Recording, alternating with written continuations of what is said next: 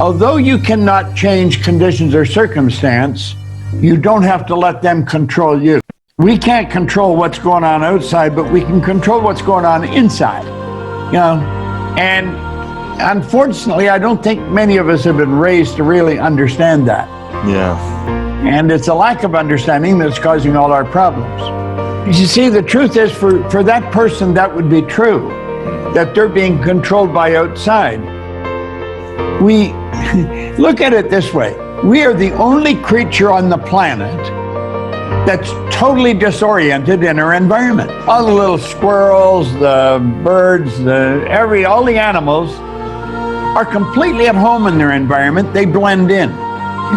You and I are totally disoriented in our environment. We've been given the mental faculties to create our own environment. However, we go right through school and we've never learned that. We have higher faculties, and the average person has no knowledge of how to operate with them, how to develop them.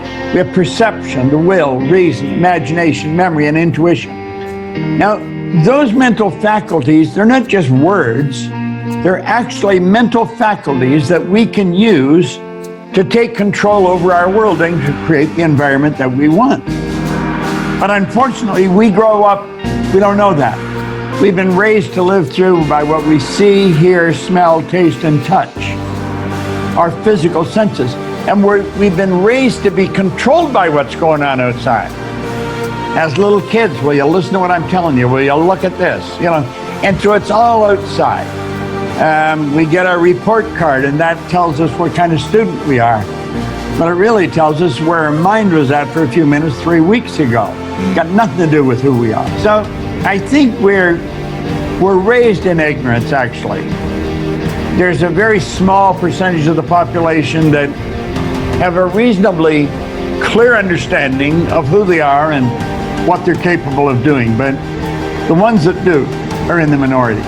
If you stop and listen to what most people are saying, it's going to be fairly obvious they're not thinking. If you stand back and watch what most people are doing, it's fairly obvious they're not thinking. But they would never say or do what they're doing. Most people today have their television on the news, and they're just soaking up all the stuff that's going on, that's dominating the media right now. So they've become a plaything for what's going on outside. And that's why they're living in such fear. Is this how you want to spend your life, just listening to that? That doesn't mean you should deny it. It doesn't mean that you should say, well, that's all false. I don't know whether it's true or false. It's just bad news. I don't want to be involved in it. It's our thinking that controls everything. That's the one point every great leader agreed on. We become what we think about. Well, what's a person thinking? I'm thinking if I get old, I got to stop. Well, then you'll stop. Or I'm thinking, well, if I've been here a long time, I've got a lot of experience. I want to utilize that experience to keep me going as long as I am here. Now, to sit in fear and wonder what's going to happen, that is a dumb waste of your talent and your time. To believe in fear is to believe in something you can't see. To believe in faith is to believe in something you can't see. Well, if you have a choice, I think I'd choose faith over fear. The cause of fear is ignorance. That is the cause of fear. And so if you follow the ignorance, it doesn't start out as fear. The ignorance starts out in a conscious level as doubt and worry. That's on a conscious level. We're doubting or we're worrying. Then we take whatever image comes into our consciousness of the doubt and the worry, and we turn it over to our emotional mind. That's what causes the fear. Well, that fear then has to be expressed through the body, through the only instrument it can be expressed through, our physical body. It sets up a vibration known as anxiety. Anxiety is not expressed. Anxiety becomes suppressed. We suppress it. And the suppression then turns to depression, which turns to disease, which turns to decay. You see, you're talking about a track a person gets on. It's a very negative track. It's ignorance, doubt, worry, fear, anxiety, suppression, depression, disease, disintegration. Now, the polar opposite of all that, the opposite of ignorance, is knowledge. There's only one way to get to knowledge, and that is to study. See, it's study that leads to understanding. We understand how to handle the fear. It's understanding that enables us to cause us to understand where the fear starts. The understanding, then we want to say, what do we understand? We want to understand this whole universe operates by law. One of the laws is the law of opposite. The opposite of doubt and worry is understanding.